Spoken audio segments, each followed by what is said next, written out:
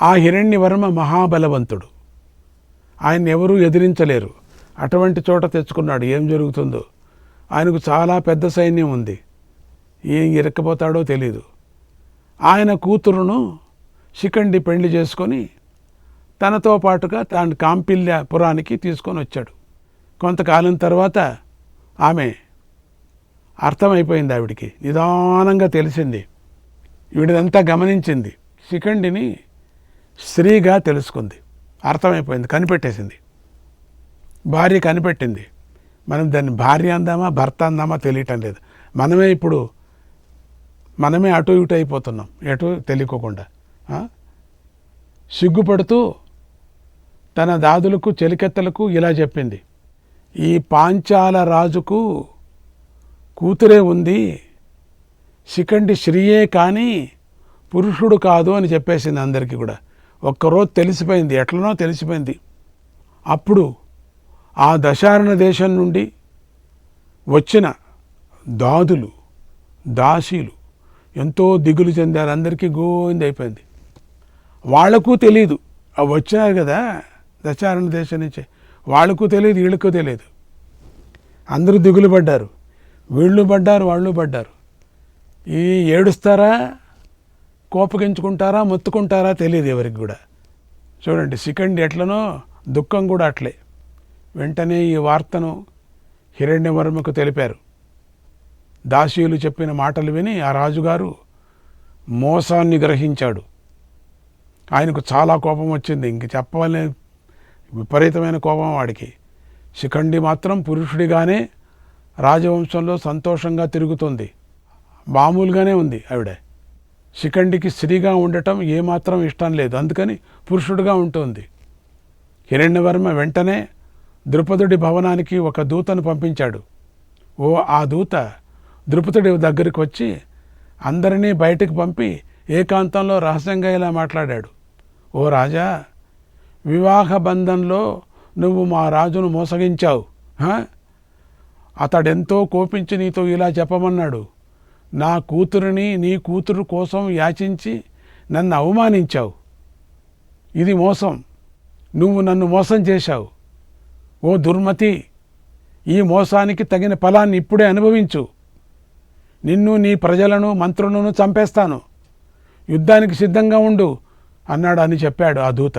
ఆ దూత చెప్పంపించాడు. శ్రీకృష్ణాయ పరమాత్మనే నమః. 190వ అధ్యాయం. భీష్ముడు అంబకథను దుర్యోధనుడికి ఇలా చెప్పాడు. ఓ రాజా, ఆ దూత ఇలా అనగానే పట్టుబడిన దొంగలాగా ద్రుపదుడు భయపడ్డాడు. ఆయన నోటి నుంచి మాట రాలేదు, ఏం మాట్లాడాలో తెలియలేదు. భార్య ముఖం చూశాడు, భార్య ఆమె చూసి ఆవిడ అంతే. మధురంగా మాట్లాడుతున్న దూత ద్వారా వియ్యంకుడికి ఇలా సందేశాన్ని పంపించాడు. మహారాజా, సందేహించకండి, అలాంటిదేమీ లేదు అని చెప్పి పంపాడు. అట్లా లేదండి.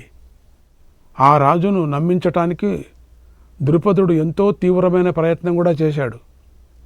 హిరణ్యవర్మచారులను నియమించి విషయాన్ని కూడా బాగా తెలుసుకున్నాడు.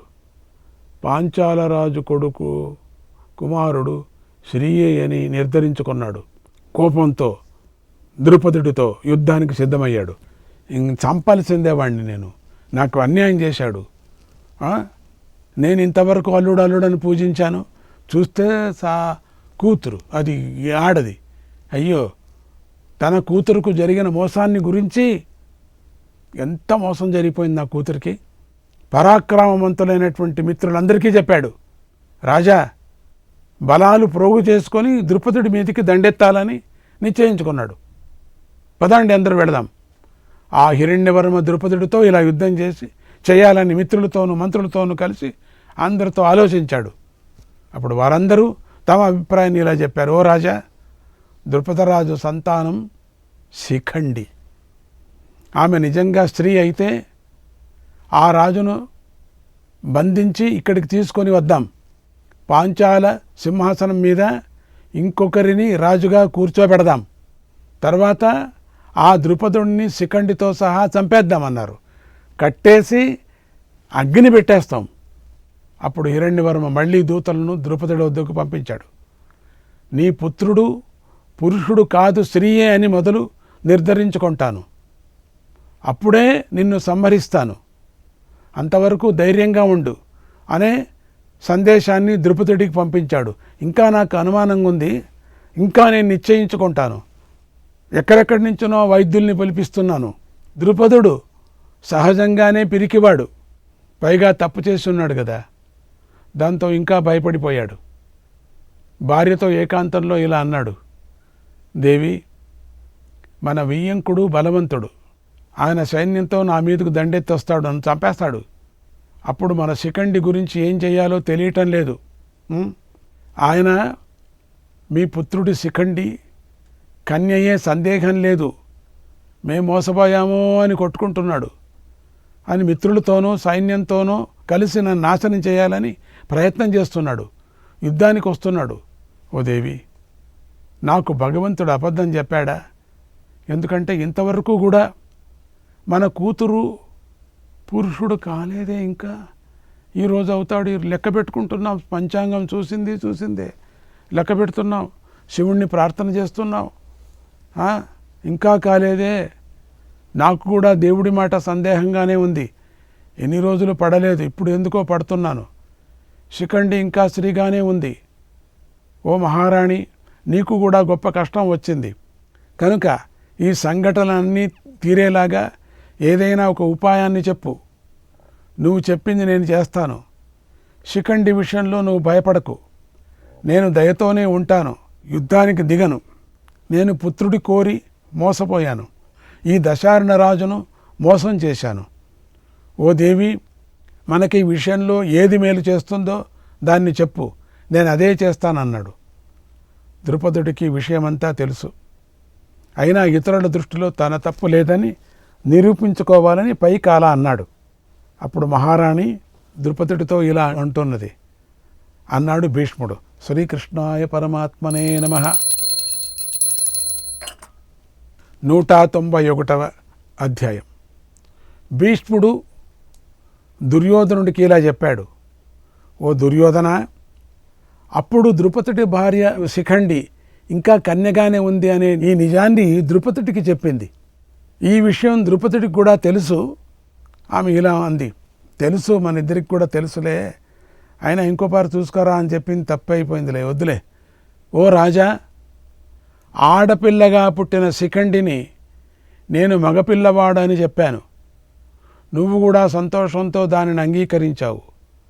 ఆ పిల్లకు పుత్రుడికి చేసినట్లుగానే జాతక కర్మలు చేయించావు. దశారణపతి యొక్క కూతురుని ఆమెకు భార్యగా చేశావు. భగవంతుడి మాటలు నేను కూడా నమ్మాను, అంగీకరించాను. ముందు కన్యగా పుట్టి తర్వాత పురుషుడు అవుతాడని దైవం చెప్పింది, అందువల్ల నేను పట్టించుకోలేదు. అయితే ఇప్పుడు మనకి విపత్కార పరిస్థితి ఏర్పడింది కదా అంది. అప్పుడు ద్రుపదుడు మంత్రులను పిలిపించి విషయాన్ని అంతా వారికి చెప్పాడు. రాజ్యాన్ని ఎలా కాపాడుకోవాలి అని మంత్రులతో కలిసి ఆలోచించాడు. దశార్ణ రాజుతో వియ్యాన్ని సమర్థించుకున్నాడు. తాను స్వయంగా అతన్ని మోసం చేసినప్పటికీ బాగా ఆలోచించి దశార్ణ రాజుతో మృదువుగా వ్యవహరించాలని నిర్ణయించుకున్నాడు. ఆ నగరం స్వతహాగానే ఆపద వస్తే సురక్షితంగా ఉంటుంది, అటువంటిది అలా ఏర్పాటు చేయబడి ఉంది. అయినా సైనికులతో మరింత కట్టుదిట్టం చేశాడు. దశార్ణ రాజుతో శత్రుత్వం వచ్చినందుకు ద్రుపదుడు భార్యతో కలిసి ఎంతో దుఃఖించాడు. ఆ శత్రుత్వం ఎలా తొలగిపోతుందా అని ఆలోచించాడు. దేవతలను ప్రార్థించసాగాడు. అప్పుడు ద్రుపదుడి భార్య ఇలా అంది, ఓ మహారాజా, మీరు గురువులను సమస్త దేవతలను పూజించండి, గొప్ప దక్షిణలు ఇవ్వండి. దేవానాం ప్రతిపత్తిశ్చ సత్య సాధు మథా సదా. శుభాలు కావాలని కోరుకునేవారు దేవతలను పూజించాలి, అదే ఉత్తమమైన మార్గం. శివుణ్ణే పూజిస్తాం కనుక దశార్ణ మహారాజుతో యుద్ధాన్ని ఆపటానికి హోమాలు చేయండి. ఆ రాజు యుద్ధం చేయకుండానే వెనక్కి వెళ్ళిపోవాలని మనస్సులో కోరుకోండి. ఇదంతా దేవతల అనుగ్రహంతోనే జరుగుతుంది. ఈ నగరం రక్షణ కోసం మంత్రులతో ఏ ఆలోచనలు చేశారో ఇవన్నీ పాటించండి.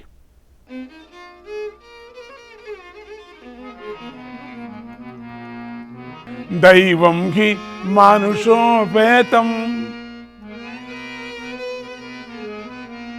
భృశం సిద్ధ్యతి పార్థివ భృశం సిద్ధ్యతి పార్థివ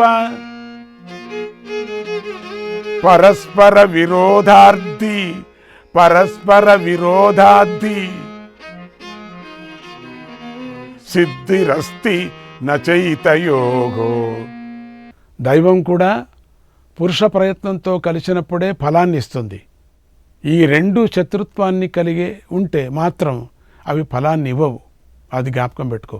కాబట్టి ఓ రాజా, నగర రక్షణకు కావలసిన ఏర్పాట్లు చేసుకోండి, దేవతలను పూజించండి అంది. ఇలా తల్లిదండ్రులు ఇద్దరూ దుఃఖిస్తూ మాట్లాడుకోవటాన్ని చూసి కూతురైనటువంటి శిఖండి సిగ్గుపడింది.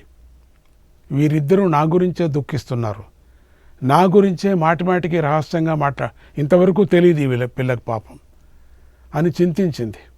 ప్రాణత్యాగం చేయాలని నిశ్చయించుకుంది. ఎవరూ లేని అడవిలోకి వెళ్ళింది. సొరంగదారు నుంచి వెళ్ళిపోయింది ఎవరికి తెలియకుండా. ఆ అడవి స్థూలకర్ణుడు అనేటువంటి యక్షుడిది. అతడు ఆ అడవిని రక్షిస్తూ ఉన్నాడు. ఆ యక్షుడికి భయపడి జనులు అడవికి వెళ్ళటం లేదు. అక్కడ గల యక్షుడి భవనం మెత్తని సున్నం వంటి మట్టితో తయారు చేయబడింది. దానికి ఎత్తైన ప్రాకారాలు ఉన్నాయి, దానికి చక్కని గృహద్వారాలు ఉన్నాయి. పేలాలు వట్టివేళ్లు కలిపివేసినటువంటి సుగంధభరితమైన ధూమంతో ఆ భవనం నిండి ఉంది. శిఖండి అందులో ప్రవేశించి చాలా రోజులు ఉండిపోయింది. తిండి తినలేదు, శరీరాన్ని కృషింపజేసుకుంది. ఒకనాడు యక్షుడైన స్థూణకర్ణుడు శిఖండిని చూశాడు. చూడటంతో ప్రసన్నుడయ్యాడు, జాలిపడ్డాడు. ఓ అమ్మాయి, ఎందుకు ఉపవాసం చేస్తున్నావు? ఎందుకు శరీరాన్ని కష్టపెట్టుకుంటున్నావు? నీకు ఏమైనా సహాయం కావాలంటే చెప్పు, చేస్తాను అని అడిగాడు. అప్పుడు శిఖండి, ఓ మహాత్మా, నాది తీరని కోరిక, ఎంతటి వారు ప్రయత్నించినా అది తీరదు, అది అసాధ్యమైన పని అంది. ఆ మాటలు విని యక్షుడు, ఓ రాకుమారి, నేనెవరో తెలుసా? నేను ధనపతి అయినటువంటి కుబేరుడి సేవకుణ్ణి. నీ కోరిక అసాధ్యమైన కూడా తీరుస్తాను, ఎందుకంటే నా దగ్గర అసాధ్యం అనేది లేదు. నీకేం కావాలో కోరుకో, భయం లేదు, చెప్పు, నేను ఏదైనా ఇస్తాను, నీ మనస్సుకు సంతోషం కలిగిస్తాను అన్నాడు. అప్పుడు శిఖండి తన కథ అంతా చెప్పింది. మళ్ళీ నేను చెప్పాల్సిన పని లేదు, తన కథ అంతా చెప్పింది.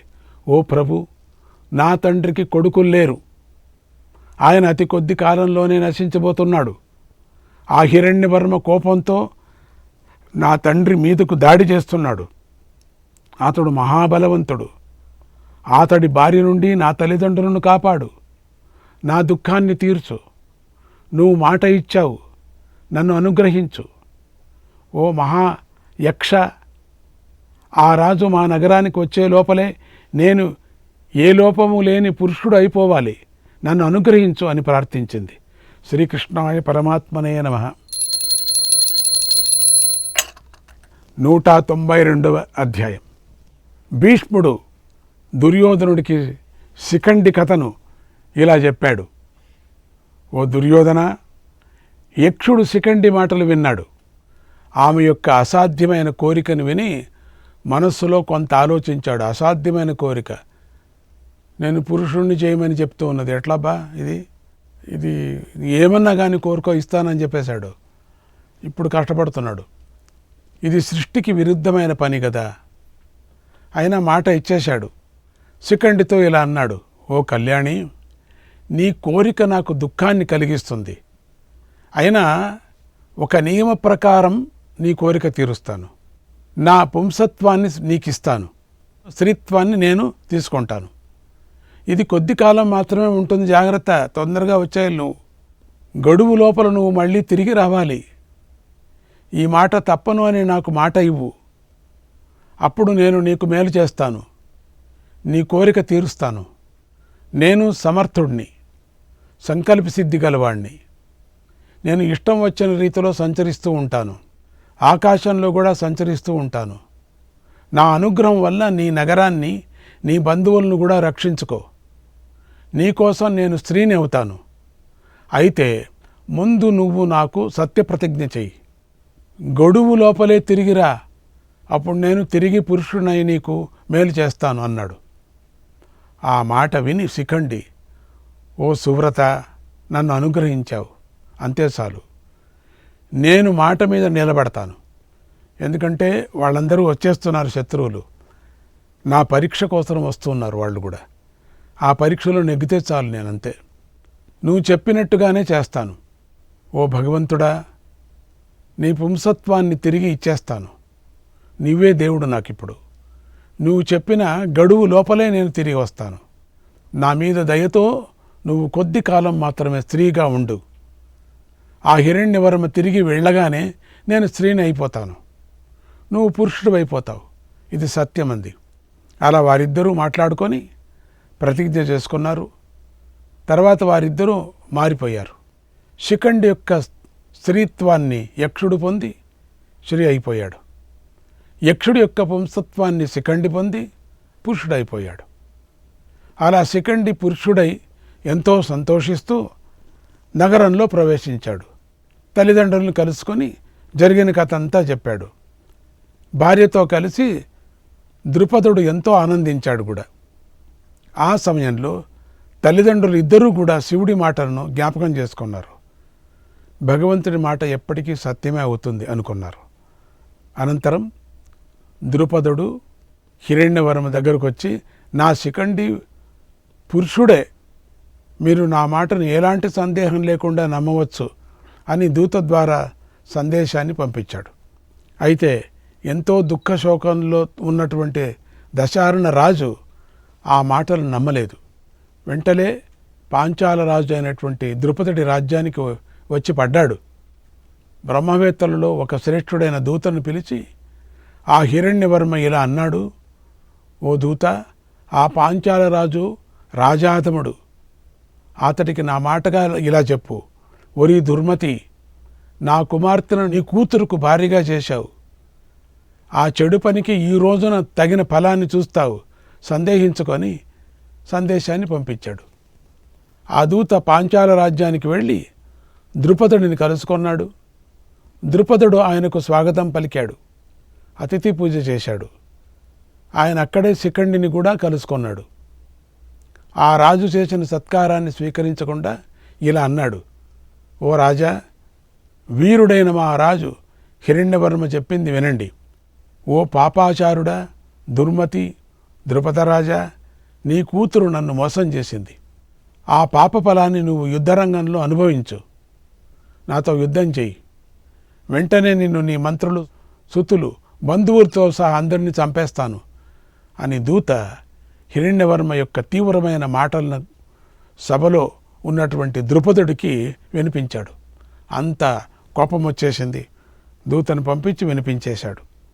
ద్రుపదుడు ఆ మాటలు విని ప్రేమతో ఇలా అన్నాడు, ఓ విప్రుడా, అతడు మా వియ్యంకుడు, అతడు చెప్పినట్లుగా మీరు చెప్పారు.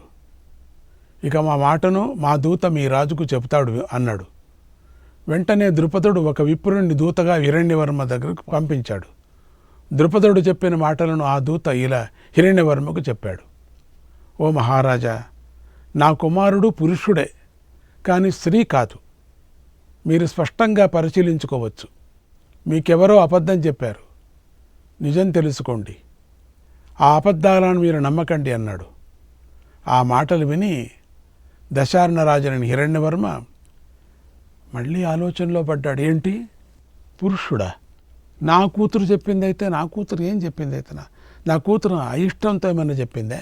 ఇప్పుడు వీడికి ఆలోచన, నా కూతురు ఏమైనా మోసం చేసిందే? నేను ఆయన కూతురు నా కూతురుకు మోసం చేసింది నేను అనుకుంటే, నా కూతురు నాకు మోసం చేసిందే అని లోపల యోచన చేసుకుంటున్నాడు. వెంటనే చక్కని అందమైన రూపాలు గల యువతలను రప్పించాడు. శ్రీకృష్ణాయ పరమాత్మనే నమః.